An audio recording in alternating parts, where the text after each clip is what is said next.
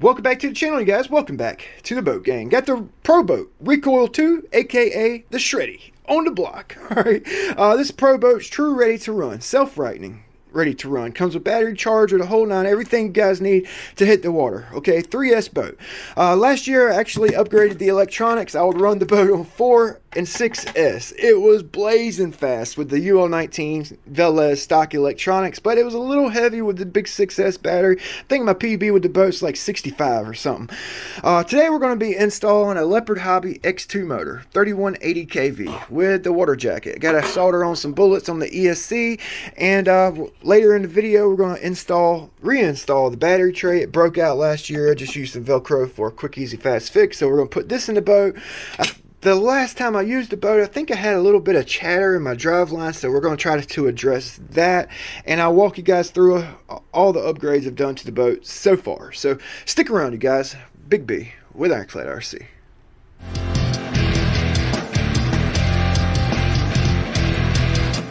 Let's get to it, you guys. Let's get to it. Before we get to the motor upgrade, I want to kind of go over the boat, some of my experiences and things I've learned since I've owned the boat. Okay, I guess we'll start on the transom back here. With the stock setup, the stock boat, I found an M440 works pretty good on it. Okay, Octura M440. Medium lift, it gets it up out the water. Great running prop on this boat. With the stock or upgraded setup, okay, I've upgraded my turn fin. Okay, I basically cut the stock turn fin off the trim tab turn fin combo. Okay, I moved my trim tab closer to center and drilled a couple holes for the turn fin. It works out great. That's a great setup. Okay, another thing I've had to upgrade was the easy connector for the steering linkage. Okay, I just went one size up with it. The stock one, the stud broke off. Easy fix. All right, extra large cooling line, as you guys can see. Okay, with the 120 and the DYNIMITE motor. Now just know if you want to put an in-runner motor in this boat, you're going to lose your self-rightening capability unless you have a good weight bias, you know, where you can kind of blip the throttle and it'll flip itself over. So if you're going to install an in-runner motor, you got to do a few things to modify the boat. Okay, so I got my motor out, got the coupler loosened up. I'm going to show you guys the modification you guys need to do in order to accommodate the in-runner motor. Like I said, you've got to drill out this hole right here for the shaft. Okay, and it's not really the inside hole that needs to be drilled out, it's the outside hole, because in-runner motors have a shorter shaft than the stock outrunner motor. You guys see that? So you're going to need to upgrade the coupler. Okay, the stock coupler is real short, so you're going to need like an OSE or an Octura coupler, and a long coupler. Okay, and I drilled the hole out here. I drilled my hole out large enough to accommodate the diameter coupler I'm running. You guys see that? So with a brushless motor, the shafts normally go in and out, so you need to have that room for your coupler to go in and out. Now this water cooling block here, you got a vertical hole here, a vertical hole here, and a horizontal hole that's drilled through the mount. They filled in with a grub screw. Okay, when you drill it out, okay, you don't need to go that deep. Okay, I actually went in too deep. That's why I'm showing you guys this, and I went into my cooling run. I don't care, I don't mind, because I don't like outrunner motors. I don't like outrunner motors, so I'm basically stuck using in-runners, which is fine. Like I said, I don't care for them. Now with the stock motor, okay, it's actually a pretty decent motor, and you know, I blew up my ESC about a month after having the boat, running the boat with a big prop on 4S. I overloaded the ESC, blew it up, my fault. Okay, doing stuff I shouldn't have been doing. So so I was gonna upgrade the ESC and you know, pair it up with the stock motor originally, right? So I hooked up the DYNIMITE 120 to this stock motor. Okay, on 3 and 4S at higher RPM, the motor would chatter like chatter like it was exceeding its intended RPM. Okay, so I was like, well, maybe it was my ESC, it was, you know, causing it to do that. So I put a 150 OSE on the stock motor. It did the same thing on 3 and 4S. It would like it was almost like a high a high RPM cog, but it wasn't. Like it would like chatter real hard at high RPM. So the best ESC, upgrade ESC I found for this motor with the stock boat, stock motor, is a Fly Color 90 or an OSE 90. And you guys are probably like, well, Big B, we're going backwards. The boat comes with a 100 amp ESC and you're telling us to upgrade it to a 90. Well, the 90 Fly Color OSE has 90 amp continuous, 320 or so burst. Could be wrong on that number, but it's got a burst. The stock ESC is it's 100 amp continuous as far as I know. So the OSE Fly Color 90 is a great upgrade for the stock motor. Oh, well, you know what? These are the same connectors. I'm gonna show you real quick. Let me get everything hooked up here. 4S battery hooked up. Okay, on the DYNIMITE 120. All right, so listen to, if I can grab it good here. Oh, you guys see that? That's what I'm calling a chatter. Okay, so you can't. I can't even hold it good. It's gonna jump out my hand. So I'm gonna do it one more time. At high RPM, it's gonna chatter. Okay, it does it with the 150. Okay, it's good up to there. You hear that? Okay. All right, so it's exceeding its RPM ability. All right, so you're going to have to put the Fly Color 90 on this boat, or another brand 90, 100 amp ESC. Don't go over 120 continuous, or that's going to happen on 3 and 4S. Okay. So now we can install our new motor. Got all that kind of out the way. I hope it all made sense. I got a freaking mess here. So this is the X2 3660. It's a nice looking motor. Open end bells. Okay. Can't remember what wind it is. I think it's a delta wind. I could be wrong. Okay. So I just verified it is a delta wound motor. Okay. This 120 right here, it's gonna be kind of a borderline ESC for this motor. This is a 800 watt continuous 1300 watt burst. ESC is going to be kind of it should be up to it. If not, we'll check temps and run it. We'll change props and stuff. If not, we'll put the OSE 150 on. But just for ease of upgrade for me, I'm going to keep the DYNIMITE 120 in there. Now, this actually comes with a 6mm bullet and the female matching bullets to go with it. So I'm going to actually go ahead, take off these stock 5.5s and upgrade the 5.5 to the 6. Okay, and I'll cut back in once I have that done, and we'll mount up the motor.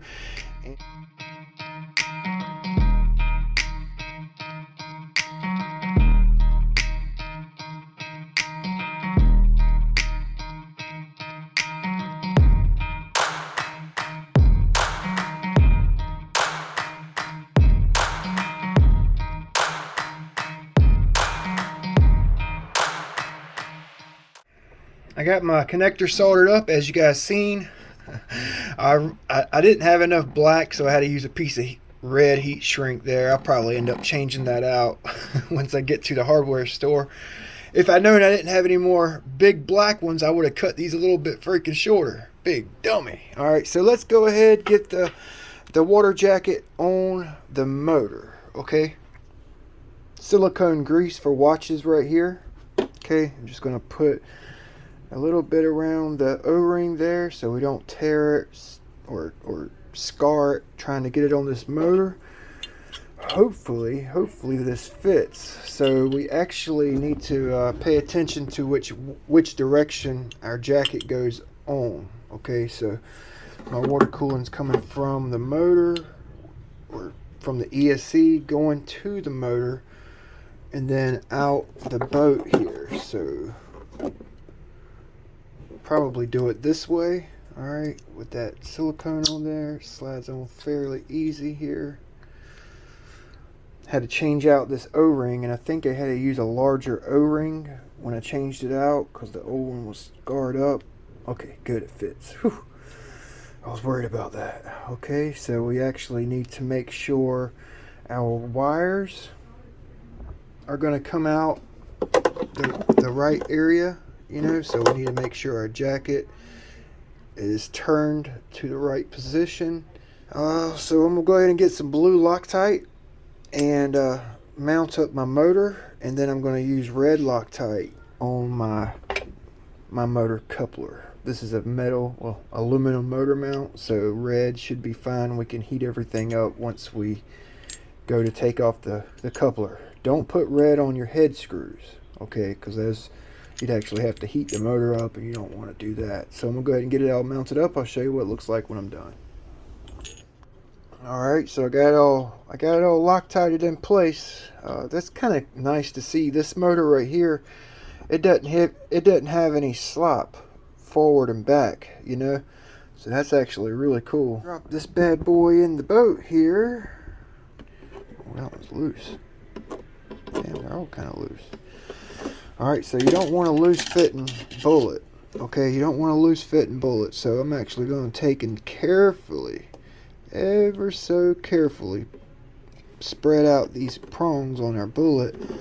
Oh yeah, nice tight fit. Okay, if you got loose bullets, really loose, and where they're barely making contact or they move really easy, you're going to lose, it's going to create more resistance in the wire, and you're going to have hot wire. So always kind of make sure you kind of spread these out, you know.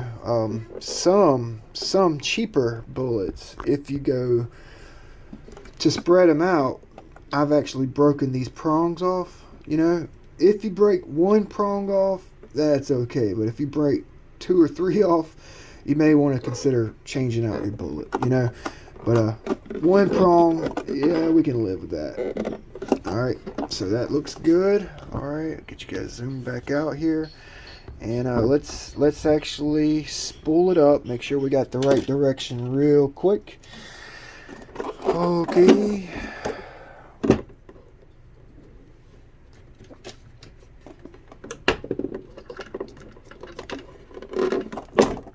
If we don't have the right direction, it's just as simple as changing out 2 wires. Okay, so we need to change the 2. I usually keep the middle wire the same and change the 2 outside ones if I have to change the direction. But I guess it doesn't really matter all that much, you know? It doesn't really matter all that much. Some configurations, motor to ESC, will actually give you higher RPM than other configurations, so keep that in mind. Alright, that's the right direction. Sounds good, sounds good. Okay, so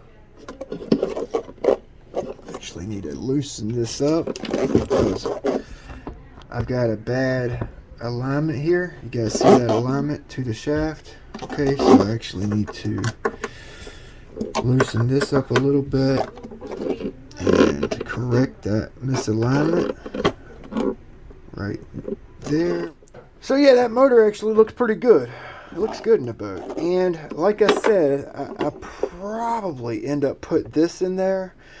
But I really don't feel like messing with any soldering or any more soldering at the moment, you know, because I actually need, well, for one, I need to get some more heat shrink so I can remove these bullets where I had a cap pack soldered up, heat shrink that, go to a single connector because we're going to be running 3 and 4S in here, and I have to change out these. These are 6.5s, change them over to a 6. So I may wait. Yeah, I am going to wait. We'll just kind of run it like this. May shorten it up a little bit. And here, out the ESC. Is that going to make it to our motor? It's not. On this ESC, I actually drilled out my heat sink. Okay, I drilled all the way through, souped it up, put red Loctited some corresponding brass tubes in. Okay, so that actually has a lot of flow, okay. So I used a silicone cooling line over my cooling line here. It's basically the same thing as a zip tie, if not better than a zip tie. Okay, so that's gonna go there, gonna go Okay, so let's reroute these wires. Let's put the wires down low. That cooling line should hold it down, and this is gonna go something like that. Okay, may need to get a couple zip ties. That looks kind of crazy, so let's cut some stuff. We're gonna cut this guy here a little bit shorter. Don't need it that long. That's our exit line. It's gonna go there. Kind of tidy up this cooling run. The shorter the run, the more flow you have typically. Alright, and that actually looks pretty good. So I guess I could shorten this up a little bit. Probably gonna have to put a zip tie on it. Yeah, that actually looks a little bit neater like that. Oh, God hates a coward. Let's do it.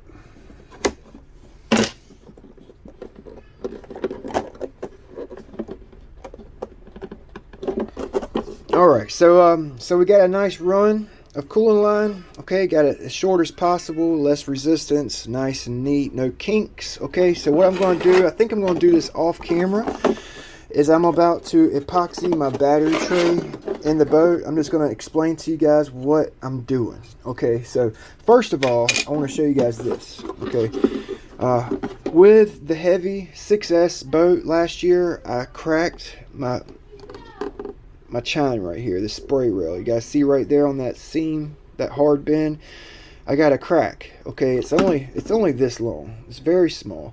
So what I did was I super glued the crack, kind of got it together, super glued it. Once I got it super glued, I took some 40 grit sandpaper, sanded the inside the best I could, mixed up some Bob Smith 30-minute, and chopped up fiberglass. Okay, and I made a thick, hairy mix, not a thin, soupy mix. Okay, so with that thick, hairy mix of fiberglass and epoxy, I basically went from my finger, from there to there. Okay, all the way down the seam, from the very back, from the transom back here,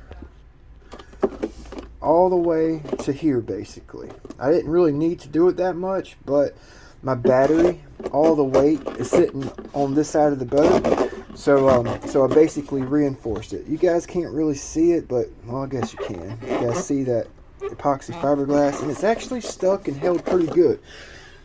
So what I'm going to do with my battery tray, since that is sticking, I don't have any areas peeling off. I've actually checked it, properly prepped the area. Okay, so what I've done with this battery tray, it's made of the same ABS material, is I took my hand drill, this little guy right here, and I took and drilled holes in this little epoxy glued channel. Okay, you guys can see it. I basically went in every corner, any and everywhere, basically could, here, there, and on the inside I basically made these epoxy dam holes on my battery tray, all, you know, both sides. So what I'm gonna do, mix me up a nice thick, hairy epoxy fiberglass mix. Okay, and I'm gonna kind of strategically place it in this channel right here before I set it in the boat. You know, kind of strategically place it in there, because we don't want to get epoxy in these holes, these slits for our battery straps. We're taking some 40 grit, kind of hit it with 40 grit, went in the grooves there, hit it with 40 grit with the holes, took 40 grit on the boat right here.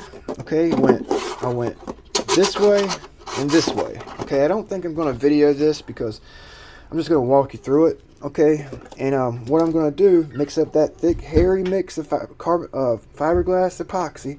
I'm going to, like I said, put it on my battery tray, put some in the boat, and I'm not going to strictly just put it on my battery tray. I'm actually going to go about an inch all the way around my battery tray, so I get more surface area holding the battery tray in the boat. Okay, so we're just going to kind of, like, basically from the spray rail to the electronics tray is all going to be epoxy. You know what I'm saying? So I know it's going to stay in there. Okay, and then I'm going to take some of this foam, that red foam you guys see right there, probably like wedge a piece on both sides under the top side right here, and that's going to kind of hold it tight. And I'll show you guys tomorrow what it looks like. It'll be overnight for me, a few seconds for you guys. All right, it looks pretty good. Looks pretty good. So yeah, I'll see you in a second, I guess. Okay, so it's actually the next day, you guys, and I used a piece of foam that I cut real tight so I could jam it under the hatch opening here and like get some pressure on it. Okay, so I had like a real hairy mix of epoxy fiberglass under my battery tray, and then I kind of like made a little bit like soupy, I guess would be the best way to say it, a soupy hairy mix for around the battery tray. I didn't want a whole lot of weight in the boat, but I did want the extra surface area to kind of contact the hull and help hold my battery tray in, because I mean, 60-mile-an-hour flip, we're going to get in the 60s with this motor easy. 60-mile-an-hour flip with the 4S battery right here, it's actually it jars, you know, and could break the battery tray loose. So I kind of went heavy with the epoxy, but not too heavy to weigh the boat down. You know, I just wanted that increased surface area. I actually moved my battery tray like closer to the rail of the boat, you know, off center. Maybe we can get some self-righting, probably not, but it's wishful thinking. So now we're going to finish up the video. Before we do, I promised you guys we would work on the chatter. Okay, so it's spinning. Can you guys see that? You see the Teflon liner? Okay, so it's spinning. Alright, so the reason I'm doing it with no grease is if I use some kind of adhesive and there's grease in my driveline, it may not stick quite as well. So what I'm going to do is pull the motor out, and we're going to put some adhesive on our Teflon liner. I don't really want to pull my strut off, so I'm going to pull the motor, and hopefully we can get the liner out this way, opposed to pulling it out through the transom. Okay, so I got my motor pulled just kind of off to the side. I got a little pick tool that I use to remove Teflon liners. It's just a sharpened piece of rod with a little hook bent in the end. You can basically reach in there, stick it in your Teflon liner, grab hold of your Teflon liner, and pull it out. Okay, then you can grab onto it. You guys see that? Alright, I think I've actually done it already. You guys can see the adhesive on the stuffing tube. So it don't need much, you know, it don't need much. And if you put too much on there, you won't be able to break it loose in the future, you know. So don't go too crazy, just like that much. That's all you need, just something to basically increase the diameter of the Teflon liner, so it doesn't, like, you know, so it's a nice fit in the stuffing tube. You got to figure Teflon, hell, nothing sticks to Teflon. Just about it. So whatever adhesive you use, normally 9 times out of 10 you can get it out the boat. But just keep in mind, you need to remove your Teflon liner at times. So don't like permanently try to glue it in. It's just like a temporary fix. Well, not really, but this should last a while. So it's not really temporary. So I got it greased up. Okay, let's listen to it here. All right, nice, much better. Okay, so if you guys are experiencing, you know, that mine was exacerbated, and I didn't grease it just so I could exacerbate the sound, so you guys know what to listen for. If you're experiencing that type of sound, okay, more than likely it's your Teflon liner spinning with the cable in the stuffing tube, causing that, you know, loud noise. Okay, so that's a quick fix. Okay, I think the upgrade turned out really good. I can't wait to get it on the water. The video is really long, so I'm gonna let you guys go. If this is a high kV motor, so if it starts to get warm on us, I was thinking about installing one of these OXIDEAN marine water pickups. These are they come in a 2-pack, and you basically mount them right on the transom. Okay, is the stock cooling pickups for the Dominator. So we may do that later on if we need a second run. I doubt it, but this is a high kV motor and you never know. So I'm gonna let you guys go. It's a long video. Hopefully you guys learned something. Hopefully you liked the video. If you do like the video, like, comment, subscribe. Thanks to all my viewers. Thanks to all my subscribers. You guys have been great. We'll see you guys next time. Big B with Ironclad RC.